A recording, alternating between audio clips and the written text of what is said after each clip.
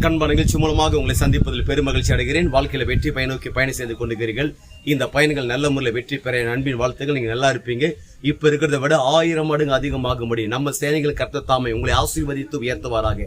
நல்ல கவனிச்சுப்பார்கள். எல்லாருமே இந்த உலகத்திலே கடவுளால் பிறக்க வைத்திருக்கிறோம். அழகான ஒரு ஆணாக பெண்ணாக பிறந்திருக்கிறோம். ஆனால் பிறந்திருக்கிற எல்லாமே படைத்திருக்கிற தேவனாய் கர்த்தர் ஒவ்வொருவரையும் ஒவ்வொரு நோக்கத்துக்காக படைச்சிருக்கிறார். இன்னைக்கு பாருங்க, ஒரு சேர் இருக்குது.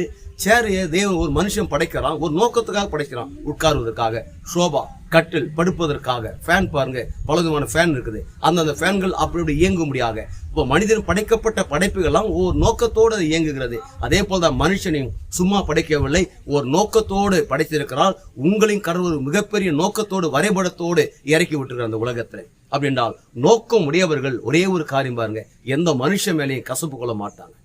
எந்த மனுஷன் மேலே எரிச்சலோடு பகையோடு கூட விரோதத்தை வளர்த்து கொள்ள மாட்டாங்க. ஏன்னா நோக்கம் உடையவர்கள் மட்டும்தான் தேவ கிருபையிலும் மனித தயவிலையும் வளர்ந்து கொண்டிருக்கிறாங்க. அவங்களுக்கு மனுஷனுடைய தயவு தேவை. ஆனா நோக்கம் இல்லாதவங்க தான் மனுஷனை தூக்கி எறிஞ்சு பேசுவாங்க, புறம்பாக்குவாங்க.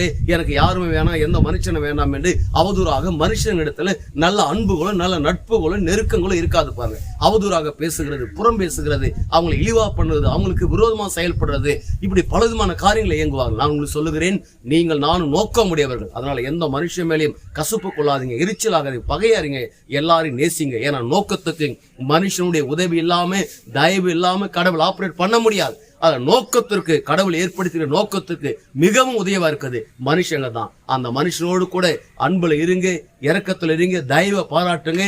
அதன் பிறகு என்னங்க, நீங்க செய்கிற பிசினஸ், நீங்க செய்கிற வியாபாரங்கள், தொழில்கள், வேலைகள், என்னென்ன டிபார்ட்மெண்ட்டும் அத்தனை டிபார்ட்மெண்ட், உங்களுடைய கான்ட்ராக்டுகள், உங்களுடைய ஊழியங்கள், சபைகள் எல்லாம் வேற லெவல்ல இருக்கும் பாருங்க. அப்படி வேற லெவல் இருக்கும்போது என்ன நடக்குது, ஒட்டுமொத்த உலக நாடுகளுக்கு நம் ஆண்டவர் இயேசு கிறிஸ்து உங்களை கடன் கொடுக்கும்படியாக வைக்கிறார். நீங்கள் வற்றாத நீரூற்றை போல இருப்பாய் என்று சொல்லி உங்களிருந்து விடைபெறுகிறேன். உங்க நண்பன் ரவி, பெரியபாளையம்.